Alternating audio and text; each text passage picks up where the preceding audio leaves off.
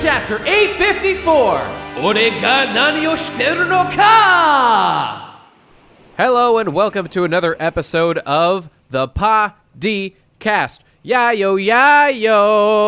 One Piece is what we're talking about again today. Don't fuck it up, Luffy. Don't fuck it up. Hippo! Oh, That's me. Yeah. That's you. You're Hippo. I'm the best guy ever. You're gonna fuck up my whole, the faces fade in. Now it's gonna be a big clusterfuck, and you ruined it. I'll have you fade in and out like 20 times now. Just flip it mirror ways. Yeah, whatever that means, I'll definitely do that. Anyway, this is chapter 854, my people. Jesus Christ, we're hanging in there. What are you fucking doing, Nate? That's the name of the chapter. It's what the hell am I doing? Oh, god damn it, I didn't even read that till now, but that's the funniest chapter title in history. What are you doing? What the hell am I doing? That's what I ask myself every time we start recording this podcast. By the way, I'm just thinking right now, what are the odds that One Piece ends on chapter 1000? That's too soon, right? There's no way it's actually going to fit before chapter 1000. It'll end there. But I have no idea, because chapters, I mean, it's a whole week. And that's a lot of time. That's like a couple 150, 250 chapters. That's about 3 years or so. Yeah. Yeah, 150 is like 3 years, and he says he's going to go for like 6 more or something. All right, whatever. This is a thought I had. I was just wondering if you'd go for that slam dunk finish, but probably not. Anyway, okay, let's just get the fuck to it. Gib, take us away. What the fuck went down? All right, so immediately, first page. We got a barrel with a face, and I really like this guy because he's got a big face. That's a big face for a barrel. You know what he looks like? Remember from Donkey Kong Country 3, the first boss was a giant barrel who you have to throw bugs in his mouth, and he eats, and then he burps after he ate the bug, and you have to make him do that a bunch of times until he falls down a hole. I love that game. I love that boss. And here it's great to see him revived in One Piece. It's wonderful to see him once again. It's funny because he's just the only barrel in this hallway that has no business having barrels in it because it's a very opulent palace sort of hallway. Well, maybe that's a there to remind us. He's there for like making people drunk. Probably. Anyway, that's whatever. Let's move on. It's not very important. And then we can't focus on this goddamn barrel all day. Jinbei and Nami, no matter how bad you want to, the fuck away. They're running the fuck away. From that barrel. Who the fuck knows what that guy's planning? He could be doing anything over there. Who knows what he's full of? We can't get away from this barrel. He's the most important guy in One Piece now. Yeah. So they're running away from the mob that they rustled the jimmies of. Luffy's jumped out the window, so they're on their own. Nami has, I don't know whether we've seen this part before, she gets a Klimatact 0.3 or whatever version it is. Yeah. And she gets a whip of electric cloud coming out of it and go... I think she did use that in Fishman Island when she was fighting someone or something. I think we've seen it before, but nonetheless, it's cool to see her do anything. I don't know whether Nami has had a one-on-one fight where she's just shown off her abilities, so I can't be sure.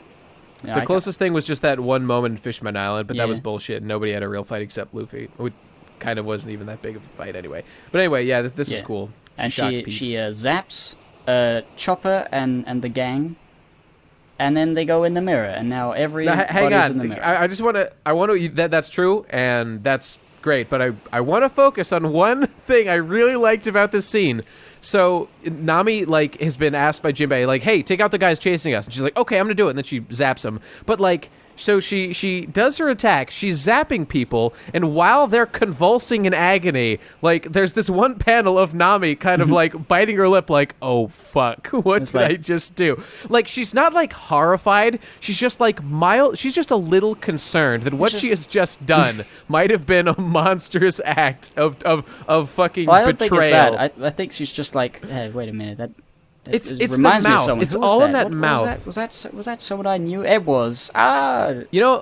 This feels like it's worth mentioning. That mouth looks just like the mouth that Luffy makes sometimes. When Luffy when Eneru did his lightning attack on Luffy, like when he first did it, and it didn't work. Luffy made this weird, like, smug kind of like just like flatline mouth thing, and was like biting his lip. And that also came up when Boa Hancock did the Mero Mero to try to turn Luffy into stone, and it didn't work. And he also made that face. I think and it's now sort of Nami's like a considering, like, I wonder what's going on. Sort of like yes. Luffy sort of... Yes.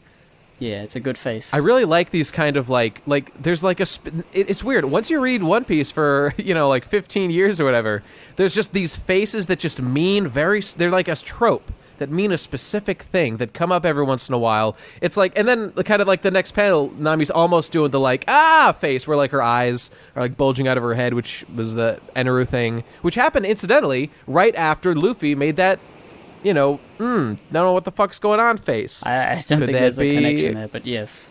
Oh, fuck. I think it's from a different just angle, but like it's the same faces. face. I mean, we might have talked about this before, but the faces, they're just... Yeah, they're just good for, like, showing emotion, and then, they're not quite references to anything in particular. It's just the way he draws, he likes to draw people with their eyes bulging, because it's, like a funny, weird Looney Tunes cartoon.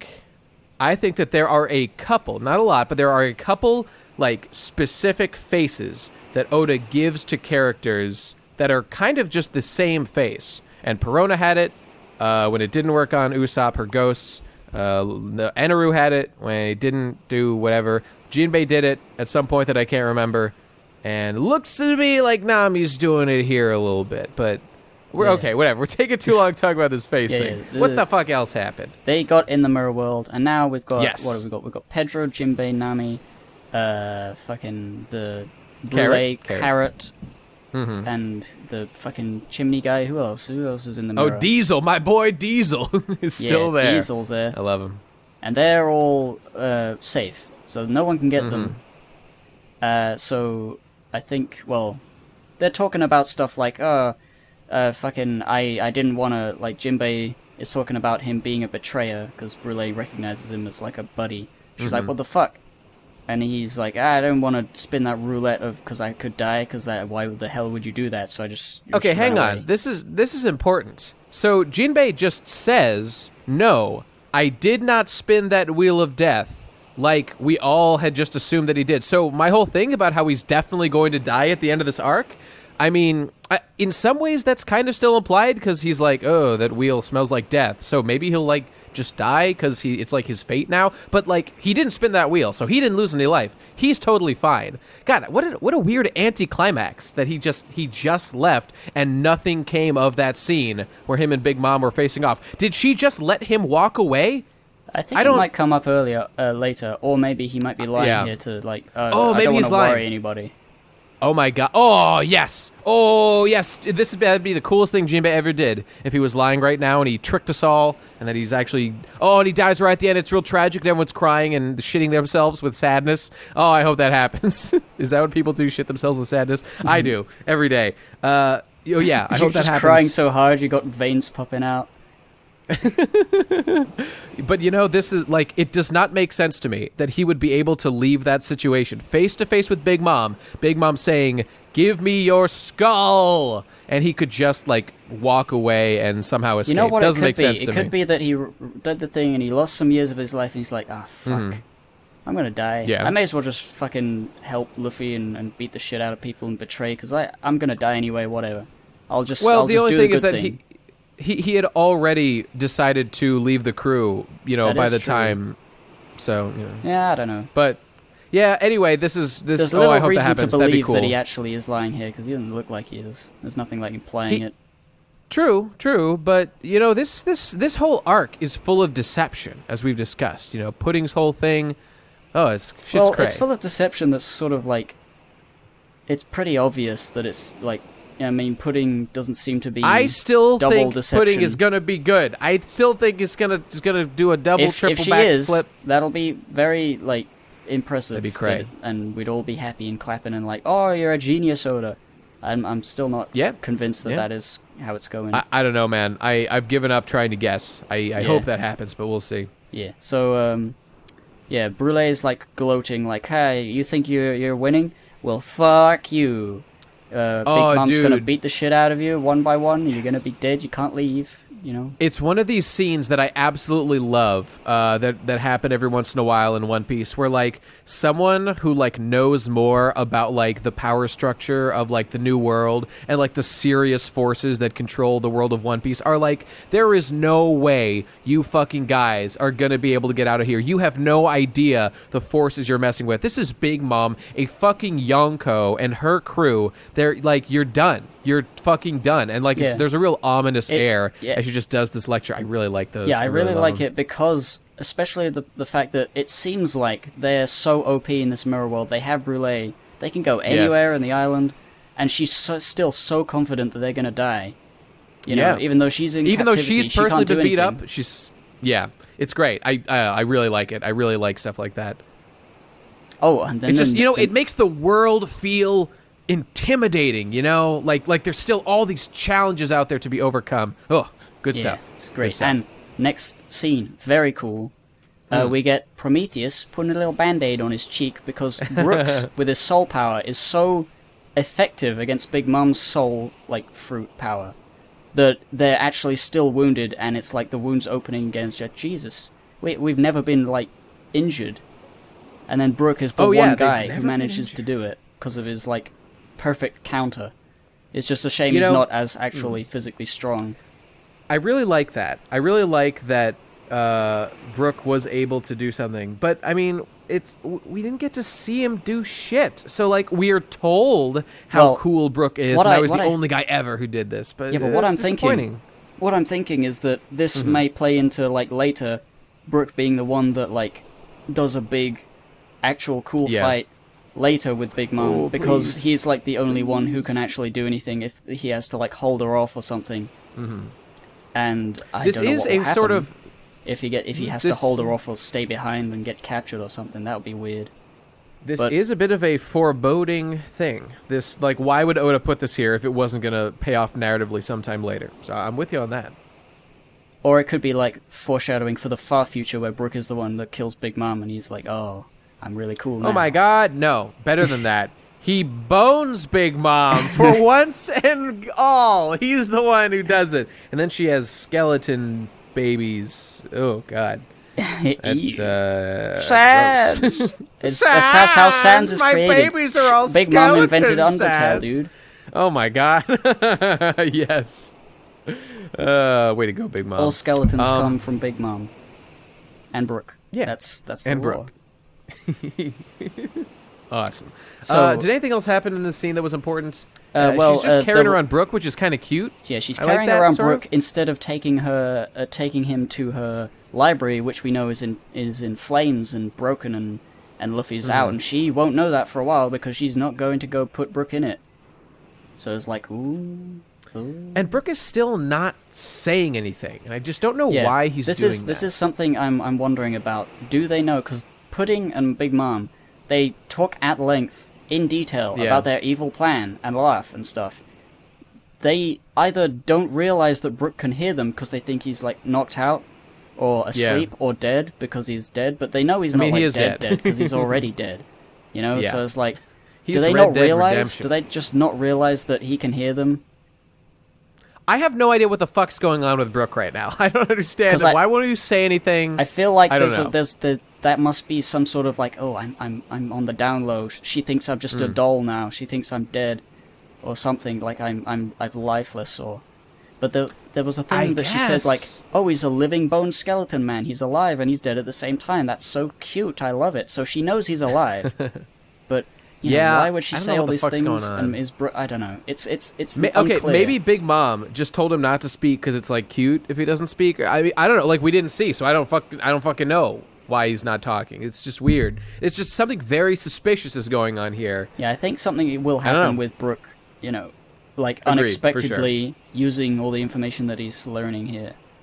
Hey, also, I noticed in last chapter. Big Mom had Brooke naked all the way down to his underpants, but now he's got like a robe. That was nice of her.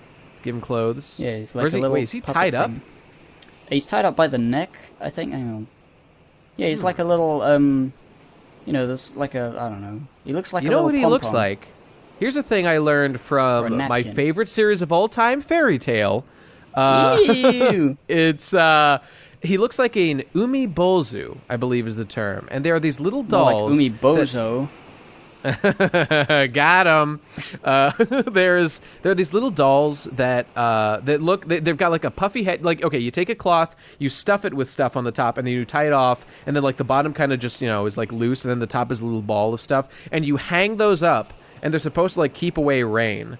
And actually, like the only good thing that ever happened in Fairy Tale was that Luvia, who's the only good character in Fairy Tale originally. She like was cursed with like this magic power that made it rain all the time. So she would just go around making umibozu and did I say Luvia? Her name is Luvia. I thought it was Juvia because with this is fuck, it's Juvia. I forgot. Forgive me, Fairy Tale. Oh god, I have knowledge of Fairy Tale. No, you blew it, buddy. She would make umibozus. It was cute because she attracted rain all the time. But then Gray liked her because even though rain is depressing or something. You know what? Whatever. That's kind of sort of relevant because the Zeus, the cloud, or Prometheus, I forget which one's which. No, it's Zeus, the cloud. Yeah.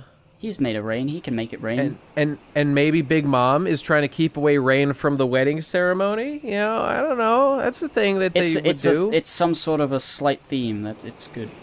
It's good. Yeah. I don't know. Whatever. It's fine. It's good. It's great. 10 out of 10.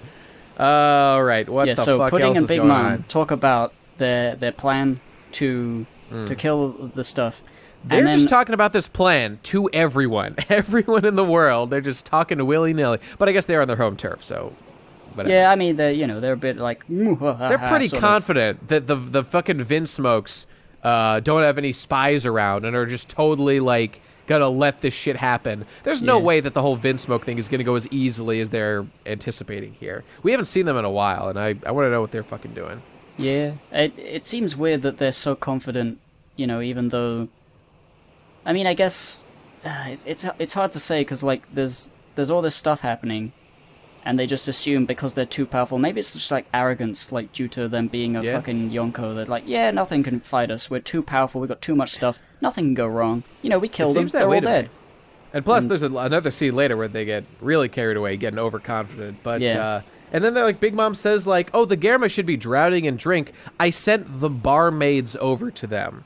What is she implying with that? The barmaids like, with their caskets of ale. They're going to sex everyone, like the whole army, or just like the princes and Judge. I don't know. Well, I think the idea is that the princes and Judge are like the strongest, and then they can overpower the rest of them. I guess. I mean, they have lots of these like special guns that are tactically able to shoot through Reiju's legs and stuff.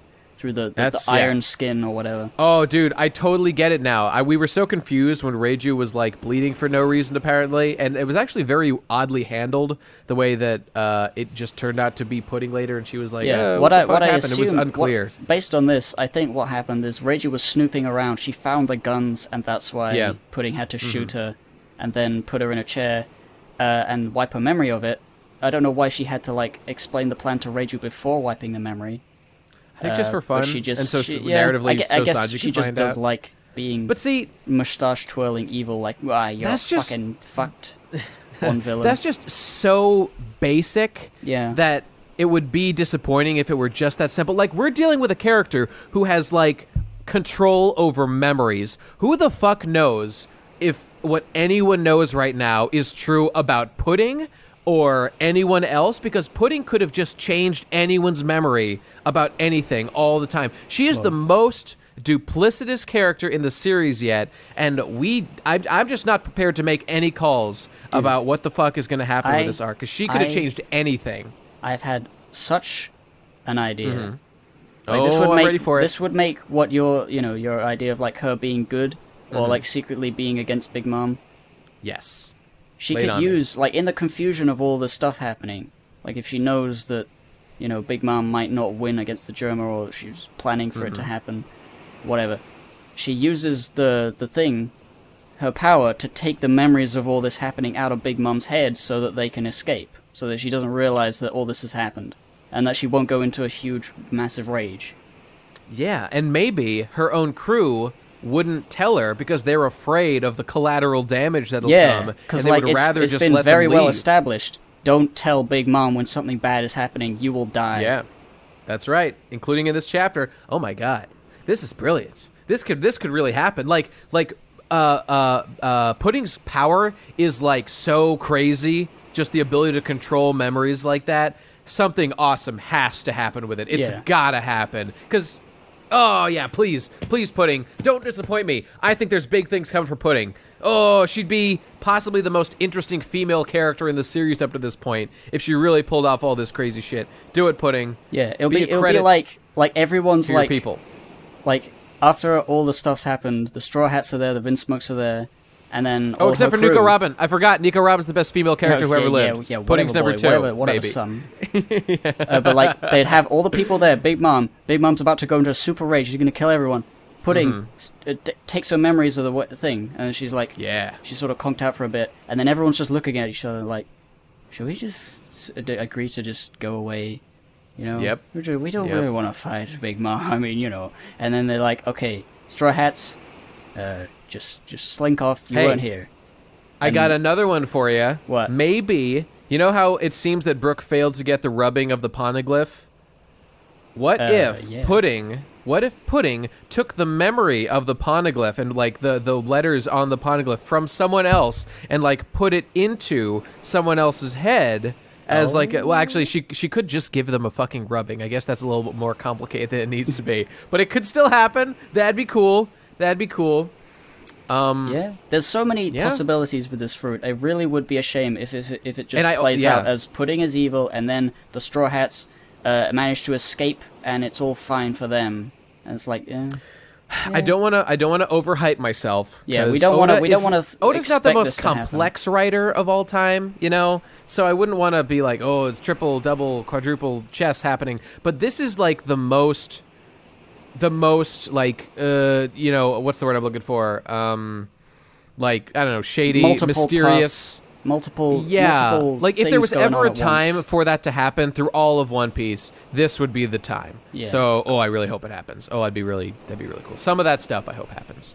So we can move on from that, but one point I wanted to make was that I think I understand fully why the scene of Reiju getting shot in the leg happened, which is actually, it makes sense. I just thought it was handled a little strange. It's because now we know that even though that scene was weird, and the whole thing about the Germa having exoskeletons is like really bizarre and not well, like they just look normal. So is their skin really hard or what?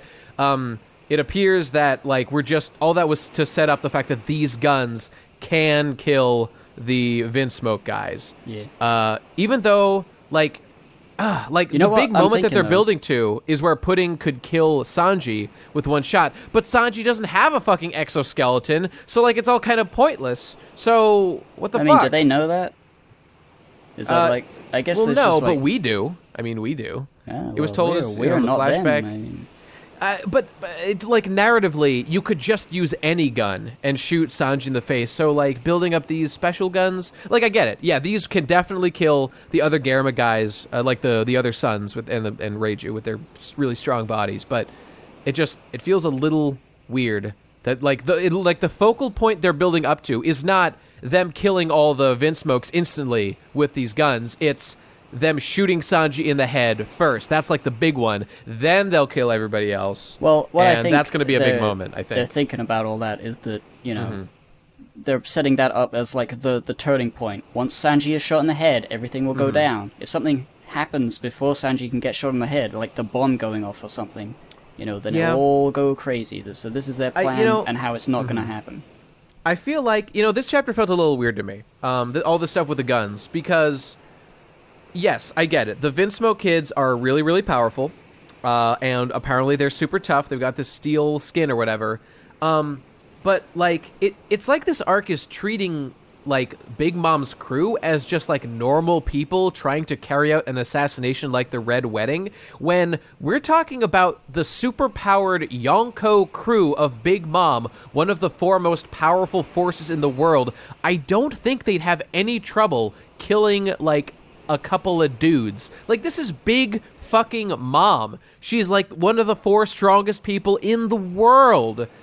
I just it just seems a little strange to me. Yeah, it does. That there's seem so a much bit focus strange, on like, these weapons in this incredibly super high-powered normal people world of One Piece, that they have to introduce a weapon that you can just hold and shoot like a gun. Mm-hmm.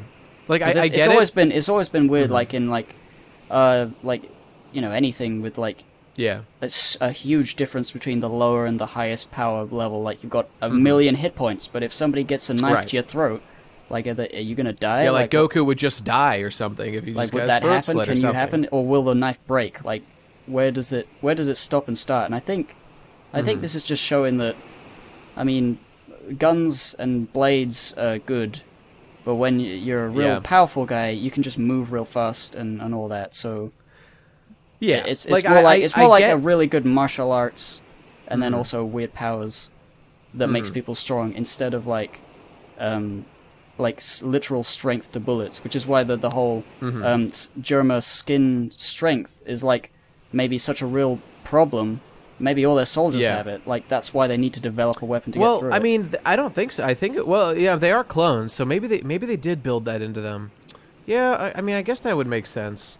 But, and I get what's going on here, like, all these things that are happening that we're talking about are very much in the line of, like, a murder mystery, like, plot, or, like, a setup for, like, a big, like, fantasy betrayal thing. Like a medieval regicide wedding sort of it just feels weird in the context of One Piece. And, I'm okay with accepting that, like, this is a thing that Oda's doing for this arc. Backstabbing and assassination, as if these aren't literal gods walking among us with superpowers. But whatever, it's fine. I'm not even complaining that much. I just think that it's interesting and worth talking about because it is something that's different.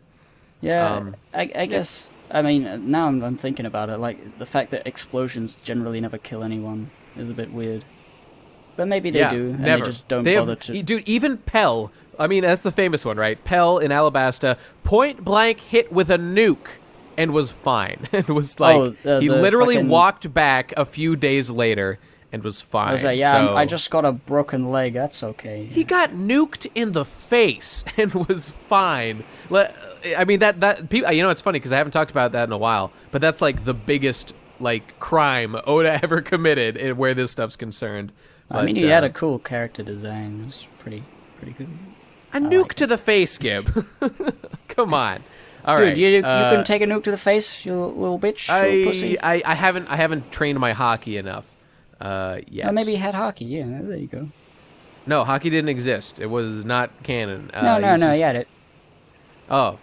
Never mind, man. He was the only guy. He was the only guy who had it. He just didn't tell anyone. That's another thing. Is hockey enough to survive a nuke? How strong is hockey really? Like, is it stronger than steel? Why not just wear a suit of armor? Why train for years if you can just wear a suit of armor and you're, like, just as good? What's the tangible benefit? If you wear a suit of armor, then the steel will shatter, and then there'll be shrapnel, and then you get lots of little cuts, and it'll be, like, really bad. Well, if your fucking hockey shatters, then they just hit your goddamn body, so maybe it's better to have shrapnel instead of getting your whole fucking body fucked by whatever. Either explosions are not that great, or the general normal human is able to do a lot.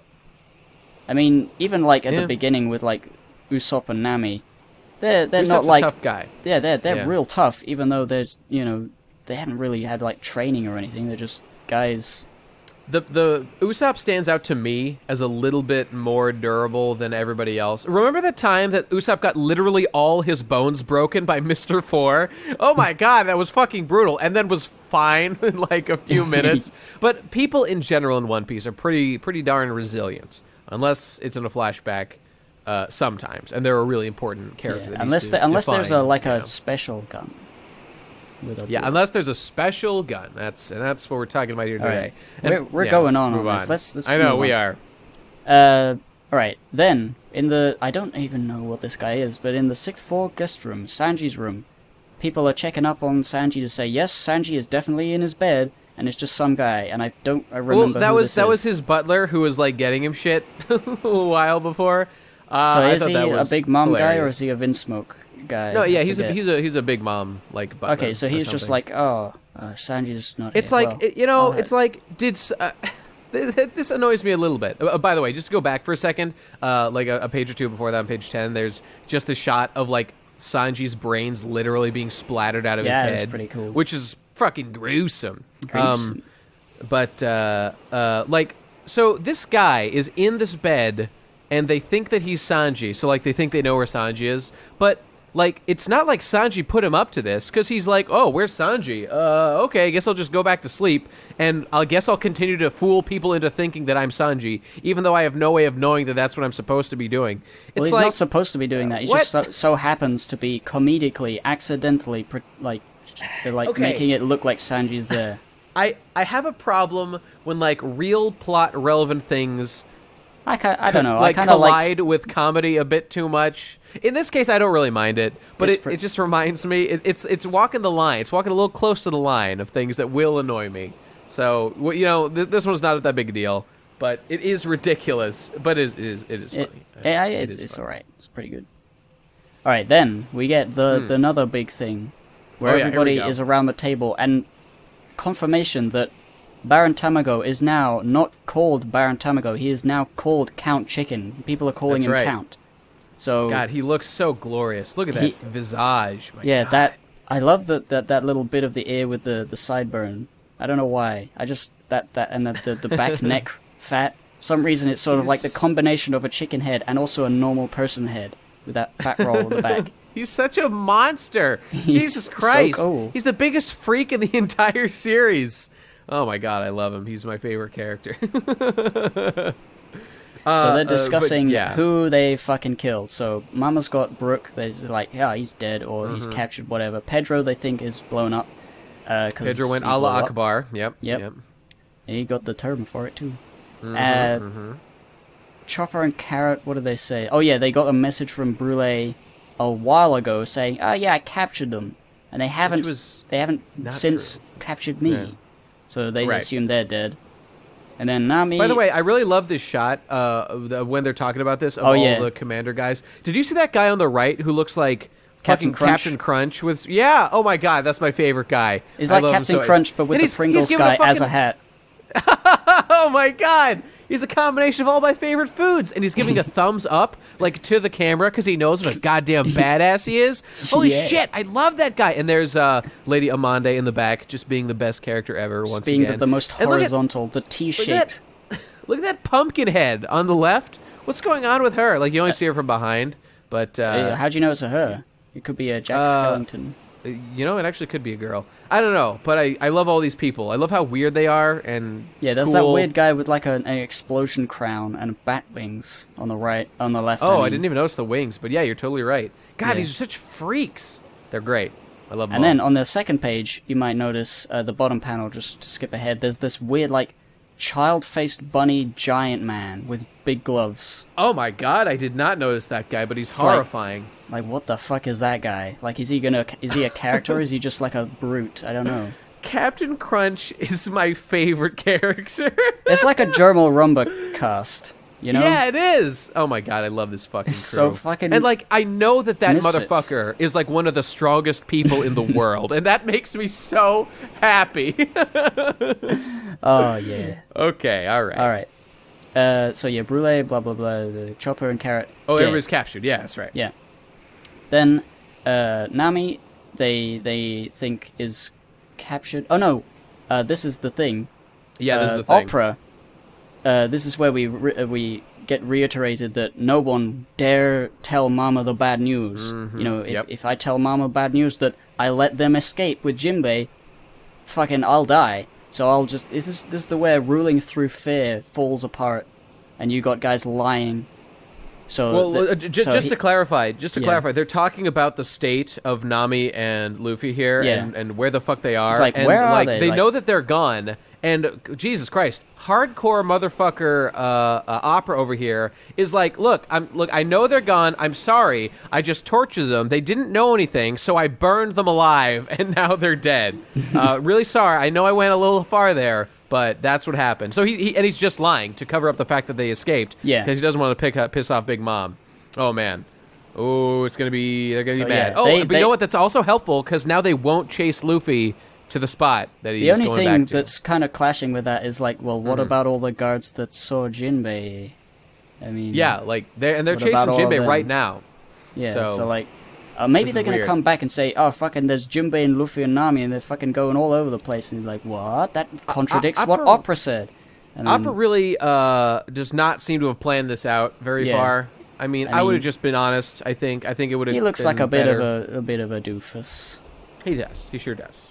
He's covered in cream.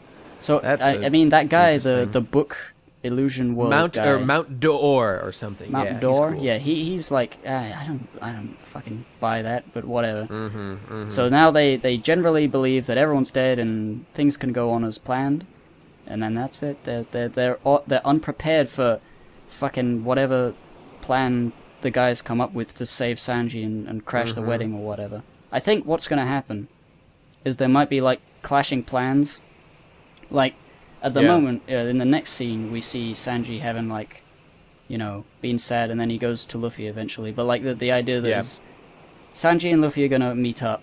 The rest of them are in the mirror world, and then there's Brook. I think if they have a plan to do something, like save Sanji, and then Sanji and Luffy smash in, like, I'm gonna fucking kill everyone. Like, it's gonna be a clusterfuck, and it's gonna be hilarious, whatever happens, I'm pretty sure. So that's for sure.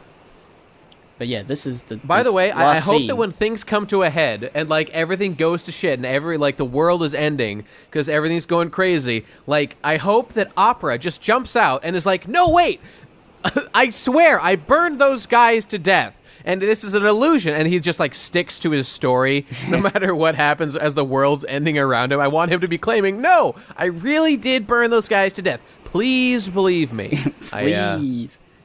Please. Yeah, maybe they whatever. So yeah. So Sanji's looking at the picnic basket that he made for Pudding initially, and he was remembering that, I accidentally made it for the Straw Hats. It's just, and this is like confirmation of what people have already figured out, that it's just the way that he makes their Whoa, foods. hang on. You're not selling this enough, because we are fucking geniuses, because we pointed out that this goddamn lunchbox that Sanji created did in fact have every member of the Straw Hat Crew's favorite food in it. We were 100% right. Well, we're the smartest boys in the world. We were right, but also lots of other people like figured it out as well. They were talking about it. Well, I don't care about them. I only care about me. I'm the smartest man in the world, and I'm a genius. And this is great. This is great. So Sanji is now. Well, I don't want to skip ahead, but okay, no, please go on about what's going down. All right, so he's just sitting there being sad, like, oh god, I gotta forget about him. I'm just gonna sit here, and I'm gonna try and get all like peaceful. Like I'm gonna die. This is the end.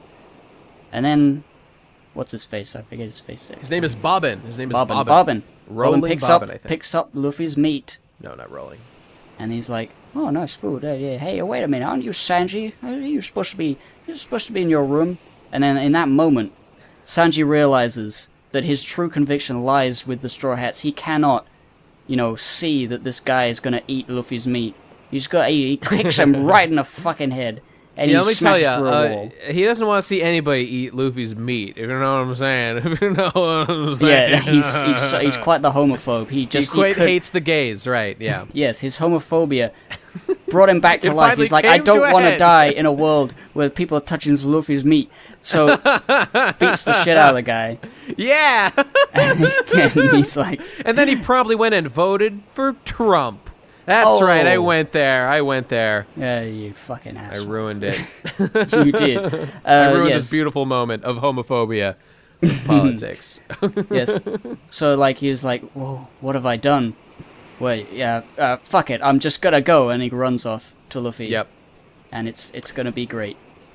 Okay, so this is beautiful. This is beautiful, because, okay, what we initially saw as a humble picnic basket being prepared by Sanji for Pudding, just, as like a gift or whatever, has now become a major plot device. Because this picnic basket, with the favorite foods of all the Straw Hats that I thought was just like a one-off thing, was just like, oh, it's just a gag, like Sanji instinctively made all of the Straw Hats' favorite foods, now, in fact, is like the major plot element to, it's going to be this food, he's going to give it to Luffy, this is going to be the thing that breaks Luffy's hunger strike, even though it's been like one day, so calm the fuck down, Luffy, but it's gonna end his hunger strike, he's going to be revived, his tooth is going to grow back, gloriously as he eats this food that represents the unbreakable bonds of the Straw Hat Pirates, and then they're going to come back and they're going to wreck shit and they're going to do whatever the fuck needs to be done. So, by the way, I'd like to point out that I think this means I was dead wrong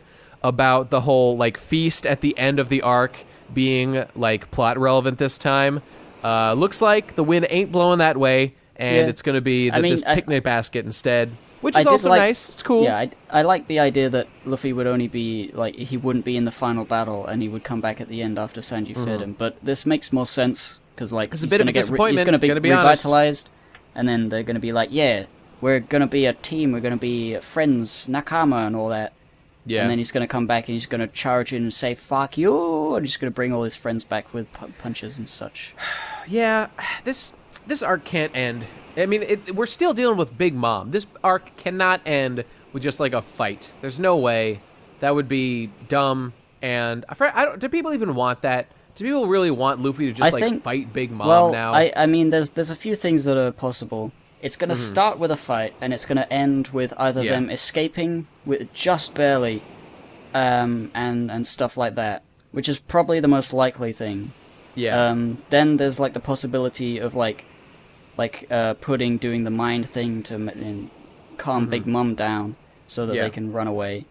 Or the things we were talking about earlier, which is, quite unlikely now. The idea of an alliance between Big Mom and the Straw Hats, and or some other party being alliance. Like, I'm really not sure that's gonna happen in any way.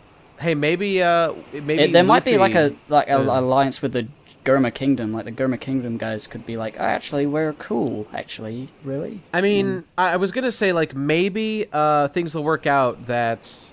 No, never mind. That's dead wrong. I was gonna say if Sanji offers, like, the help of the Straw Hat Pirates to Big Mom instead of the Vinsmokes, like, she would accept that if they can, like, prove themselves to her as, like, equally powerful. But they're not equally powerful. They're a bunch of fuckboys in a boat versus an army. Actually, you know what? Straw Hats probably are, like, as powerful as the Germa Kingdom. I think the two most likely things is that they will fight and escape, and then Big Mom will be chasing after them, so they will be, like, in, like, Code Red. Oh, fuck, we gotta do all this other shit while we're being chased by Big Mom. We've made a big enemy, this is bad. And then the other one is, that could also happen, but also the Germa Kingdom could help them escape. Because they could be like, oh, you know what, Sanji, you're alright. I'm your father, and you're cool, and let's get out of here. Let's betray, pirates, because, fuck pirates, they're not the big deal. And let's ally ourselves with the evil Nazi kingdom. Let's do that. That'll be great. That's, I feel like these guys are trustworthy. I think it will be like a more realistic twist than a Big Mom alliance. Because at this point, I don't know how it's going to happen. That'd be too OP, if they just had Big Mom's help, I think. Also, I'd like to point out that I looked it up, and his name is Bobbin, the guy that Luffy, that the Sanji kicked in the face. His name is Sweeper Bobbin. He got Sweeper kicked in the... He did. Oh, that's true. He got Sweeper kicked, but I was going to say that he, like, when we first saw Big Mom way many chapters ago during Fishman Island, he had just, like, destroyed a kingdom by himself. And I thought that was interesting to point out that, like, that's what the Germa Kingdom boys had also just done. They had just, like, overthrown a kingdom. And by the way, that was number 1 and 2 who had done that. Ichiji and Niji, who had just overthrown the kingdom. Bobbin did it solo. So I'm just saying that to me it looks like Sanji is stronger than Bobbin, who is stronger than an individual Vinsmoke boy. I mean, I know this is bullshit, and I'm just flying by the seat of my pants. All I'm saying is that Sanji is really strong, and that he is going to fight his brothers, and he is going to win. That's going to happen, and it's going to be cool. That's probably true. But, like, I think the Bobbin thing, it may have been like he forgot that he destroyed a whole kingdom, or it was a really weak kingdom, or his power has something to do with manipulation rather than raw physical strength. Could be something like that. Oh, poppycock. He's got a giant sword. It's huge. It's bigger than his body. It's a persuasion sword. He brings it out. They're like, okay, we'll do whatever you say. Just, we'll kill ourselves. He ate the negotiate devil fruit. No, his sword did. His sword ate a paramecia fruit. That's right. That's cool. Hey, that's okay. that's interesting. We haven't seen like a physical object eat a fruit that isn't a zone, have we? Hey, did I ever tell you about my idea for I actually have had that exact idea, and I've wanted to make it for a long time. Way back in the day, I had an idea for my OC One Piece character was, I think it was like a girl. I can't really remember. The person wasn't that important, but yeah, I'm gay. Maybe it was a guy, whatever, it doesn't matter. Someone was kind of like a fencer dude. This is before Brooke got introduced. And their weapon was an umbrella, kind of like the penguin, only they were like a skilled, dance around guy. But the thing was, their umbrella had eaten a devil fruit that was a paramecia, and the person who used the umbrella just kind of was able to use it through the umbrella. But the power that had, it was it was able to remove kinetic energy from things. So an umbrella is pretty delicate, right? But if you swing a sword at this umbrella, the umbrella would kind of just absorb all the kinetic energy from it, and it would just it would slow down and wouldn't. That sounds also like an impact dial. Yeah, kind of. It's also almost exactly like Captain America's shield, which just nullifies all impact because it's made of vibranium that does that or something. And I love talking. I know I might have mentioned this before, but you know how One Piece introduces characters with iconic moments, and really one of my favorites of all time is when they're headed for, it was just after a little garden with the giants, and the crew had Vivi back then and stuff, and upon the sea, as they're headed near Drum Island, Drum Island comes up next, they see Chess, they see a dude just standing in the middle of the ocean, just on the water. And they have a scene where they just look at this guy, and he looks back, and this guy's just morning. And they're like, morning. He's like, pretty cold out today. And they're like, yep.